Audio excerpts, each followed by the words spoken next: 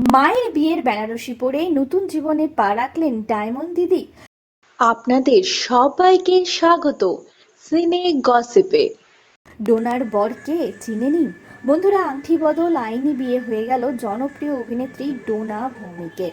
ডোনাকে আমরা দেখেছি ডায়মন্ড দিদি জিন্দাবাদ, টুম্পা অটোয়ালি ধারাবাহিকে নায়িকার চরিত্রে অভিনয় করতে।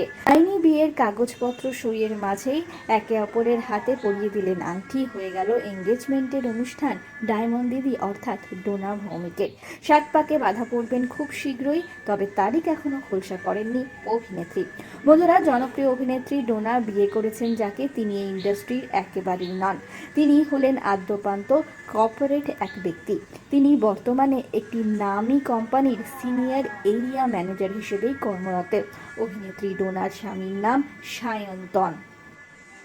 সায়ন্তন মুখার্জির সঙ্গেই নতুন পথ চলা শুরু করলেন অভিনেত্রী ডোনা ভৌমিক।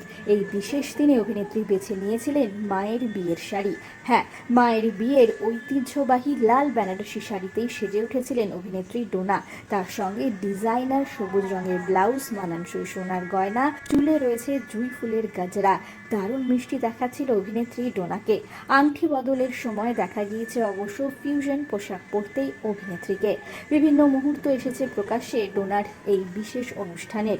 আইনি বিয়ের পাশাপাশি আংটি বদল হয়েছে তাদের দুজনকে শুভকামনা জানিয়েছেন তাদের প্রিয়জনেরা, ইন্ডাস্ট্রির বন্ধু বান্ধবেরা। জনপ্রিয় সংবাদ মাধ্যমে নিজের বিয়ে বিষয় অভিনেত্রী ডোনা জানিয়েছেন, আমার সঙ্গে সায়ন্তনের আলাপ এক কমন ফ্রেন্ডের মাধ্যমে।